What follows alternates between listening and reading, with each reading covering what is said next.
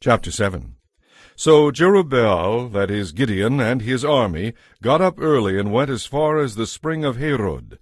The armies of Midian were camped north of them, in the valley near the hill of Moreh. The Lord said to Gideon, "You have too many warriors with you. If I let all of you fight the Midianites, the Israelites will boast to me that they saved themselves by their own strength. Therefore tell the people, whoever is timid or afraid may leave and go home."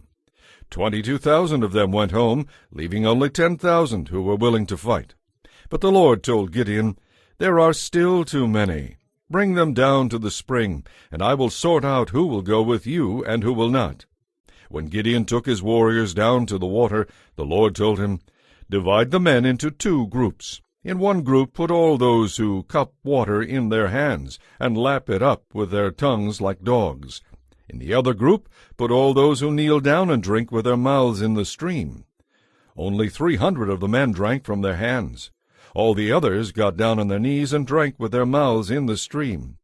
The Lord told Gideon, "With these 300 men I will rescue you and give you victory over the Midianites. Send all the others home."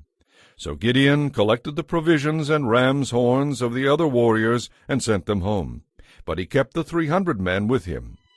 Now the Midianite camp was in the valley just below Gideon.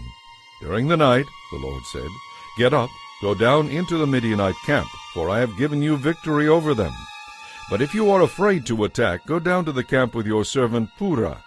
Listen to what the Midianites are saying, and you will be greatly encouraged. Then you will be eager to attack."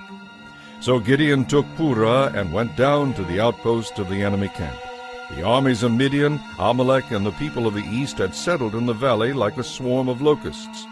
Their camels were like grains of sand on the seashore, too many to count. Gideon crept up just as a man was telling his friend about a dream. The man said, "I had this dream, and in my dream a loaf of barley bread came tumbling down into the Midianite camp. It hit a tent, turned it over, and knocked it flat." His friend said, "Your dream can mean only one thing. God has given Gideon, son of Joash, the Israelite, victory over all the armies united with Midian."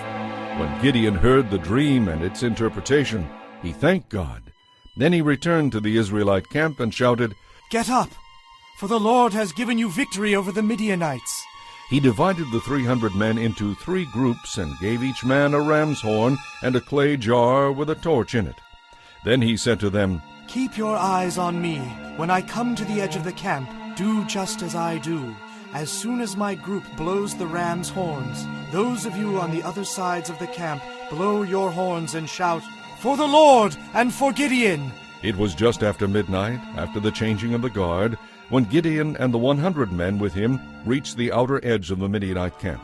Suddenly they blew the horns and broke their clay jars. Then all 3 groups blew their horns and broke their jars. They held the blazing torches in their left hands and the horns in their right hands and shouted, "A sword for the Lord and for Gideon!" Each man stood at his position around the camp and watched as all the Midianites rushed around in a panic, shouting as they ran.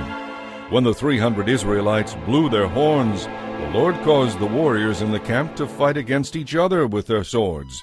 Those who were not killed fled to places as far away as Beth-shittah, near Zererah, and to the borders of Abel-mohelah, near Tabbath. Then Gideon sent for the warriors of Naphtali, Asher, and Manasseh, who joined in the chase after the fleeing army of Midian. Gideon also sent messengers throughout the hill country of Ephraim, saying, "Come down to attack the Midianites. Cut them off at the shallows of the Jordan River at Beth-barah."